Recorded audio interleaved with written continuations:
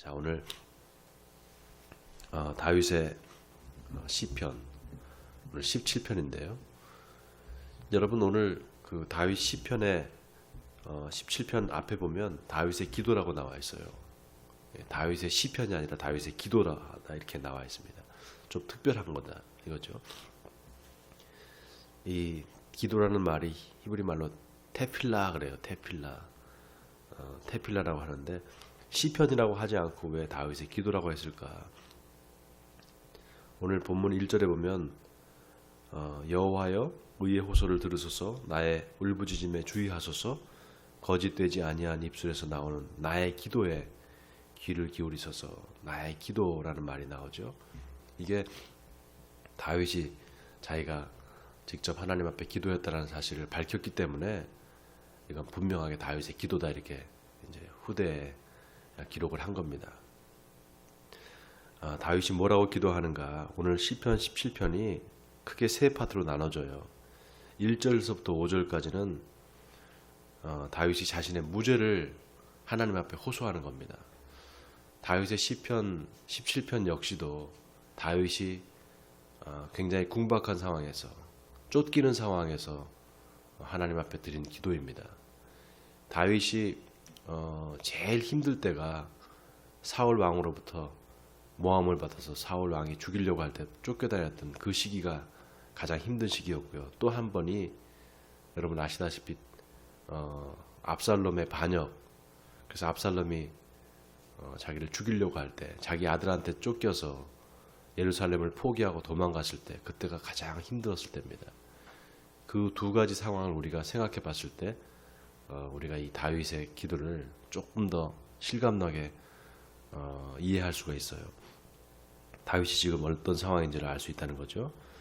2절에 보니까 주께서 나를 판단하시며 주의 눈으로 공평함을 살피소서. 자기의 억울함을 이제 호소하는 거잖아요. 그래서 1절부터 5절까지가 자신의 무죄를 호소하는 거고요. 6절부터 12절까지는 원수들에게서 자기를 좀 건져달라는 그런 간절한 호소문입니다. 그 다음에 마지막 13절에서 15절은 의인이 하나님께서 의인을 반드시 승리하게 하실 거다. 의인을 반드시 일으키실 거다. 그런 확신에 찬 기도문으로 이제 이 다윗 시편 17편이 이제 마무리가 됩니다. 항상 구조가 같아요. 하나님 앞에 자기 자신의 무죄함, 의로움을 호소하고 그 다음에 자기 자신을 하나님 앞에 맡기면서 기도하고 그 다음에 그 맨 마지막에는 하나님께서 내 기도를 들어주실 거야 확신하면서 그리고 찬양하면서 보통 이제 그 기도문이 마무리가 됩니다. 다윗의 시편은 항상 그런 구조를 가지고 있어요. 자, 하나님은 공평하신 하나님, 하나님은 의로우신 하나님이라는 사실을 우리가 믿어야 된다 그랬잖아요.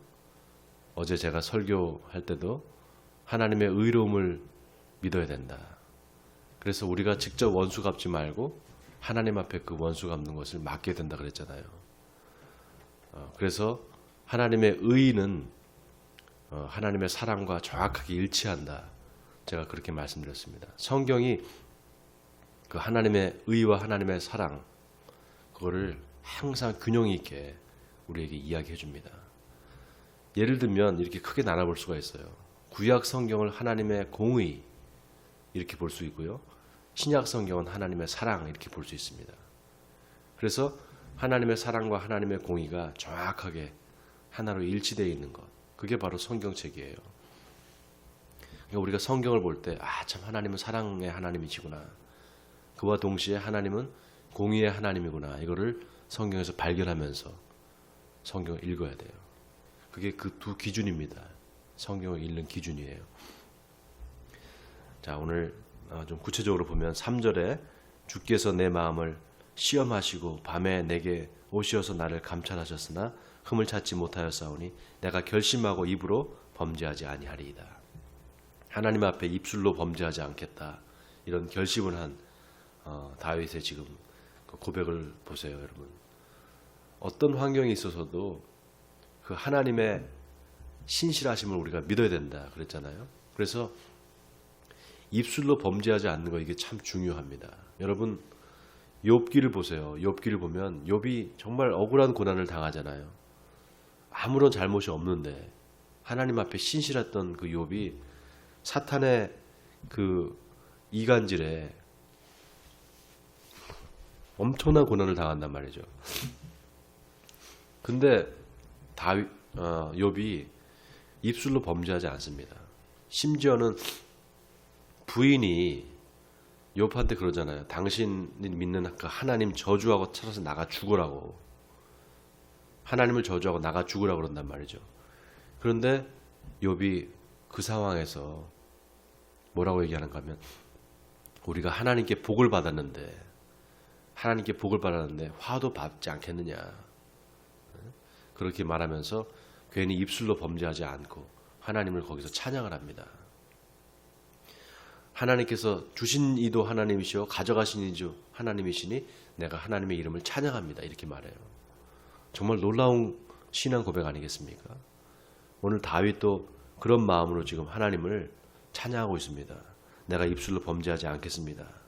그리고 4절에 사람의 행사로 논하면 나는 주의 입술의 말씀을 따라 스스로 삼가서 포악한 자의 길을 가지 아니하였사오며 나의 걸음이 주의 길을 굳게 지키고 실족하지 아니하였나이다. 자, 자신의 무죄함을 계속 호소하고 있죠. 여기 사람의 행사로 논하면 이 말이 무슨 말인가 하면 윤리적으로 자기가 어떤 잘못을 행하지 않았다 이 얘기를 하는 겁니다. 사람의 행사라는 말이 사람의 눈으로 봤을 때 저 사람이 정말 나쁜 사람이네 이런 평판이 없었다는 거예요. 그만큼 자기가 윤리적으로도 올바른 삶을 살려고 노력했다는 겁니다. 자, 6절에 보니까 하나님이여 내게 응답하시겠으므로 내가 불러싸우니 내게 귀를 기울여 내 말을 들으소서. 주께 피하는 자들을 그 일어나 치는 자들에게서 오른손으로 구원하시는 주여. 주여 주의 기이한 사랑을 나타내소서. 자, 여기 오른손으로 구원하시는 주여. 이 오른손은 어떤 손인가? 하나님의 권능을 상징합니다. 주의 오른팔. 주의 오른팔로 그 이스라엘 백성들을 애굽에서 구원해내셨다. 주의 강한 팔로 구원해내셨다. 이렇게 말할 때 다 그 하나님의 권능을 주의 팔로, 특히 오른팔로 이제 이야기를 합니다. 여러분 이스라엘 12지파 중에 벤야민이라는 지파가 있잖아요. 베냐민 지파. 그 벤야민이라는 게 무슨 말인가 하면 오른손의 아들이다 이런 뜻이에요. 벤야민. 벤이 아들이라는 뜻이고요. 야민이 오른팔이라는 뜻이에요. 그러니까 의로운 아들이다 이런 뜻입니다. 하나님의 의가 있다는 거죠. 자, 그 오른손으로 구원하시는 의로우신 하나님을 지금 찬양하는 겁니다. 그리고 8절에 나를 눈동자같이 지키시고 주의 날개 그늘 아래 감추사. 여기 눈동자라는 이 말이 참 의미심장한 말이에요, 여러분. 하나님께서 눈동자처럼 나를 지켜주신다. 여러분 눈동자가 한번 생각해 보세요. 눈동자에 가장 많은 예민한 그 부분이 바로 눈동자예요. 눈을 보호하기 위해서 여러분 얼마나 많은 그 시신경이 있는 줄 아세요, 여기? 그리고 이 눈 주변에 가장 근육이 많아요. 아주 세밀한 근육이. 그리고 눈을 보세요. 눈동자를 보호하기 위해서 눈꺼풀이 있잖아요. 눈썹도 있죠. 그리고 눈에 뭐가 이렇게 들어오면 어때요? 눈물샘을 자극해서 눈물샘에서 눈물이 나잖아요. 그래서 이물질도 싹 벗겨내고. 얼마나 이 눈동자가 예민한 신체 부분인지 몰라요. 그런데 하나님이 우리를 눈동자처럼 지키신다는 거예요. 네. 한번 생각해 보세요. 이것도 깊이 한번 생각해 볼 필요가 있어요. 눈동자처럼 나를 지켜주신다. 그만큼 세밀하게 하나님이 우리를 인도하신다는 거예요. 아주 예민한 부분까지. 그러니까 우리의 심령을 하나님이 다 아세요. 우리의 마음을. 그리고 우리가 뭐가 필요한지 다 아신단 말이에요. 우리가 하나님을 저기 멀리서 저 우주 어디 끝에서 앉아 계시고 하나님은 우리는 이 밑에 여기 있다 이렇게 생각하는 그런 신앙이 있는가 하면 하나님은 바로 여기 계시다. 바로 지금 내 마음에 내 안에 계시다. 나와 함께 하시다. 나랑 함께 호흡하고 계신다. 이렇게 믿는 신앙이 있어요. 두 개 다 우리한테 필요해요. 두 개다. 높은 보좌에 계신 그 하나님, 그 하나님은 절대적인 하나님이시죠. 절대적인 권능을 갖고 계신 하나님, 절대적인 힘을 갖고 계신 하나님. 그러나 또 그 하나님은 바로 나와 함께 하시는 하나님, 나의 숨소리도 아시고 나의 모든 것을 다 아시는 그 하나님이신 줄 믿습니다. 여러분, 이런 두 가지 하나님에 대한 생각이 우리한테 있어야 돼요. 네. 자, 그래서 눈동자처럼 나를 지키시고 주의 날개 그늘 아래 감추사. 이 말도 참 의미심장한 말이죠. 주의 날개 그늘, 마치 독수리가 자기 새끼들을 말이죠, 이렇게 알을 품어서 부화를 시켜서 자랄 때까지 이렇게 보호하는 것처럼 그렇게 하나님께서 우리를 보호해 준다는 거예요. 그 다음에 9절에 내 앞에서 나를 압제한 악인들과 나의 목숨을 노리는 원수들에게서 벗어나게 하소서. 그들의 마음은 기름에 잠겼으며 그들의 입은 교만하게 말하나이다. 자, 여기 그들의 마음은 기름에 잠겼다. 이 말이 무슨 말일까요?